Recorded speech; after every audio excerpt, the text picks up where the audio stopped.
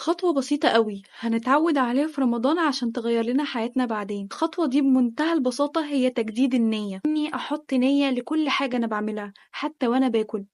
أنا لو حاولت إن أنا أجدد من النوايا بتاعتي، ربنا هيعيني إن فعلا أغيرها، يعيني إني أتغير للأحسن، لأن ربنا بيعين إن نيته فعلا صادقة وخير. ودي كلنا جربناها لما بيبقى فيه فعلا حاجة إحنا عملناها ونيتنا فيها خير وربنا بيعوضنا في ساعتها. فإذا كانت نيتك لوجه الله في كل أفعالك، صدقيني انتي هتبقي واحدة تانية، هتلاقي توفيق، هتلاقي نفسك بتاخدي خطوات انتي كانت صعبة عليكي جدا وبقت اتيسرت بالنسبة لك وبقت سهلة، وهتلاقي ان انتي ذات نفسك من جواكي بقى فيه رضا داخلي. كل ده من ان انا اجدد النوايا. طيب اجددها ازاي دلوقتي بقى؟ اول حاجة واول نية هتاخدوها ان العمل اللي انا هعمله ده لوجه الله تعالى، وكل حاجة هعملها انا بعملها عشان ربنا مش عشان اي حد. ودي شوية افكار لتجديد للنوايا العادية اللي بنعملها